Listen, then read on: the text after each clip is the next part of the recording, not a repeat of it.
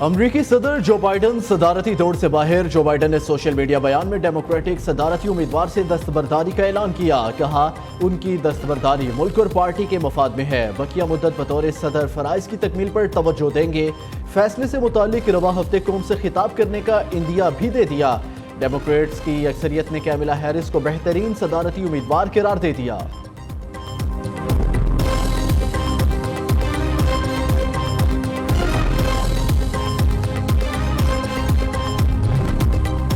سابق امریکی صدر ڈونلڈ ٹرمپ نے بائیڈن کو امریکی تاریخ کا واحد بدترین صدر قرار دے دیا۔ کہا کیملا ہیرس کو صدارتی الیکشن میں شکست دینا بائیڈن کے مقابلے میں اور آسان ہوگا۔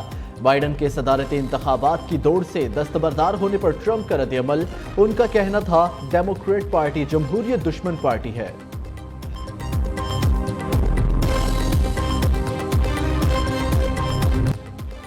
جرمنی کے شہر فرینکفرٹ میں افغانوں کا پاکستانی سفارت خانے پر حملہ۔ ہزاروں افغان شہریوں کی ہنگامہ آرائی۔ سفارت خانے پر پتھراؤ کیا۔ چند افغان قونصل خانے کے اندر گھس گئے۔ پاکستانی پرچم اتار کر جلانے کی کوشش۔ 2 افغان گرفتار۔ جرمن حکام نے افغان شہریوں کو قونصل خانے کے سامنے احتجاج کی اجازت دی تھی۔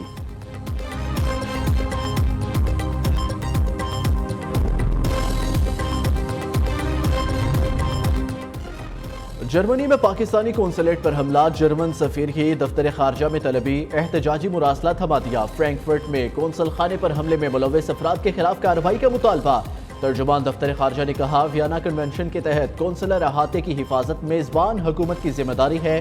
فرینکفرٹ میں پاکستانی قونصل عملے کی جان کو خطرہ لاحق ہوا۔ حملہ کرنے والوں کو گرفتار کر کے سزا دی جائے۔ سیکیورٹی خامیوں کی ذمہ دار افراد کو بھی جواب دہ ٹھہرائیں۔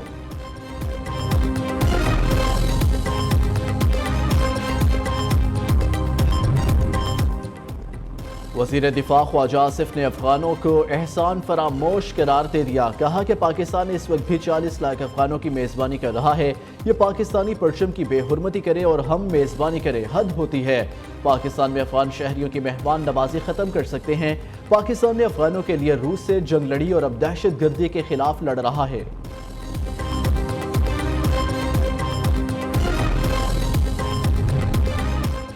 توشہ خانہ نئے کیس میں گرفتاری کے خلاف درخواستوں پر سماعت آج ہوگی۔ بانی پی ٹی آئی اور بشرا بی بی کی درخواستوں پر اسلام آباد ہائی کورٹ کے چیف جسٹس سامر فاروق اور جسٹس سمن رفت امتیاز سماعت کریں گے۔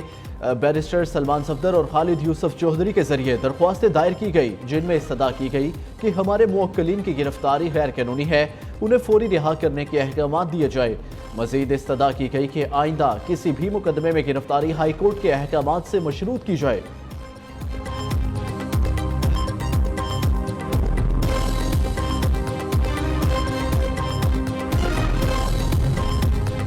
چیف الیکشن کمشنر اور 4 ممبران کو ہٹا دیا جائے۔ پی ٹی آئی کی جانب سے آج سپریم جوڈیشل کونسل میں ریفرنس دائر کیا جائے گا۔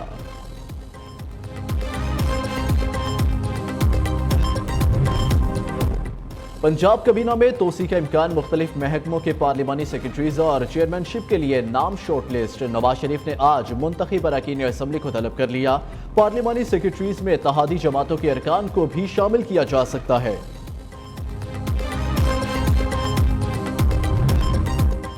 وزیر اعلیٰ خیبر پختونخوا کا بنو واقعے میں ملوث مسلح عناصر کو گرفتار کرنے کا حکم۔ شرپسند عناصر کے ٹھکانے خالی کرانے کی ہدایت۔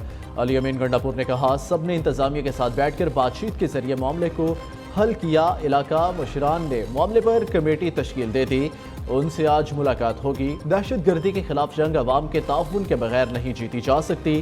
فوج، پولیس اور عوام کی یہ قربانیاں رائگاں نہیں جائیں گی۔ ہم سب نے مل کر دہشت گردی کا مقابلہ کرنا اور صوبے میں امن قائم کرنا ہے۔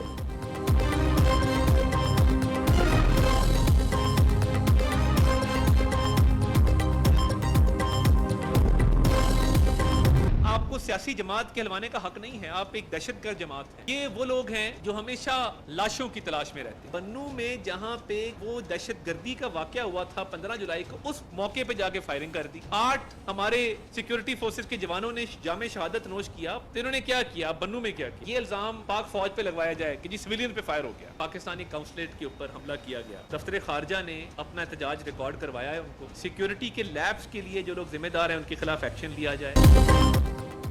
وفاق نے خیبر پختونخوا کا بنو واقعے پر انکوائری کا مطالبہ مسترد کر دیا۔ وزیر اطلاعات عطا تارڑ کہتے ہیں یہ لوگ خود شریک تھے تو تحقیقات کس بات کی؟ پی ٹی آئی ایک دہشت گرد جماعت ہے، سائفر سمیت ہر وہ کام کیا جو ملک دشمن کرتے ہیں۔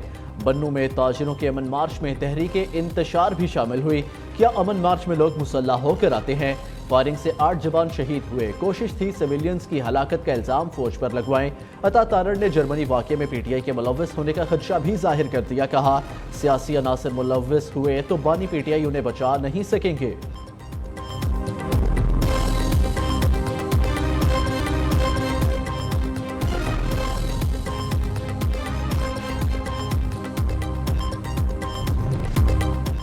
خیبر پختونخوا کا مینڈیٹ جعلی، پی ٹی آئی اسمبلی توڑنے کے لیے تیار ہے۔ مولانا فضل الرحمان کا دعویٰ، سربراہ جے یو آئی کہتے ہیں شفاف الیکشن کے لیے پی ٹی آئی اسمبلیوں سے استعفوں پر آمادہ ہے۔ تحریک انصاف کی مولانا فضل الرحمان کے بیان کی تردید، بیرسٹر گوہر نے کہا اسمبلی تحلیل کرنے یا استعفوں پر کوئی بات نہیں ہوئی۔ اسد کیسر کا کہنا ہے کہ نئے انتخابات کا مطالبہ کرنے پر بات ہوئی تھی، اسمبلی تحلیل کرنے کی نہیں۔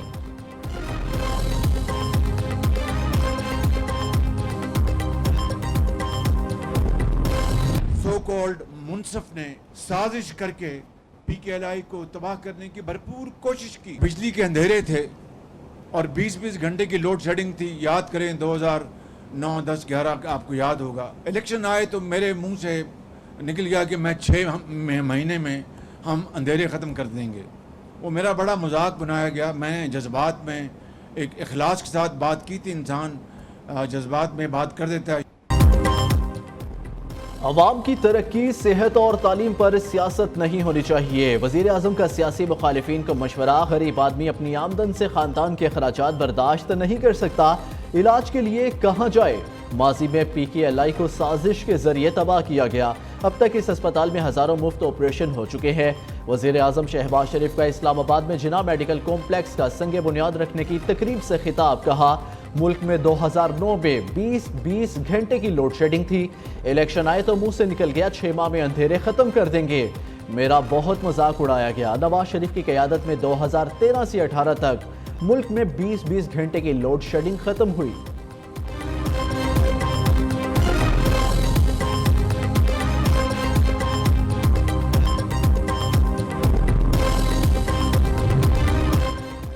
وزیر اعلیٰ پنجاب مریم نواز نے اپنا ایک اور وعدہ پورا کر دیا۔ ملکی تاریخ میں پہلی بار ایئر ایمبولنس سے مریض کی منتقلی، میاوالی میں چھت سے گر کر مفلوج ہونے والی حلیمہ بی بی راولپنڈی منتقل۔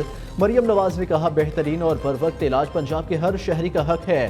پاکستان کا پہلا ورچوئل ویمن پولیس اسٹیشن 50,000 سے زائد خواتین کی آواز بن چکا۔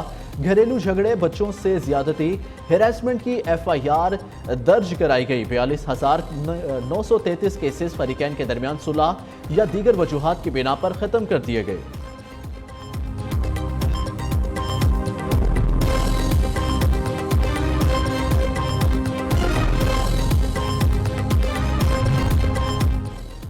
حکومت آئی پی پیز پر مہربان، ایک پاور پلانٹ سے 750 روپے فی یونٹ بجلی خریدنے کا انکشاف۔ سابق وزیر تجارت گوہر اعجاز نے کہا کول پاور پلانٹ سے اوسطاً 200 روپے، سولر اور ونڈ پاور پلانٹ سے فی یونٹ 50 روپے سے زائد میں خریدا جا رہا ہے۔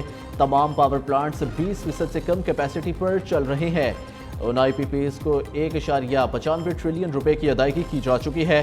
40 خاندان ملک کو لوٹ کر کھا گئے۔ حکمرانوں کی نیت ٹھیک ہو تو 60 روز میں بجلی سستی ہو سکتی ہے۔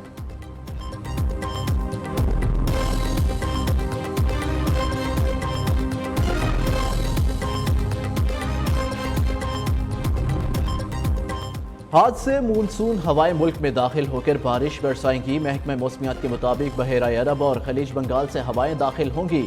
آج کراچی سمیت سندھ، بلوچستان کی ساحلی پٹی اور پنجاب میں بارش ہو سکتی ہے۔ آج سے 27 جولائی کے دوران کشمیر اور گلگت بلتستان میں بھی بارش کی پیش گوئی۔ کراچی میں کہیں ہلکی کہیں تیز بارش، ہر شے دھل کر نکھر گئی۔ گرمی کی شدت میں کمی سے شہریوں نے سکھ کا سانس لیا۔ لاہور سمیت پنجاب کے بیشتر شہروں میں بادل برسے، کئی علاقوں میں جل تھل ایک ہو گیا۔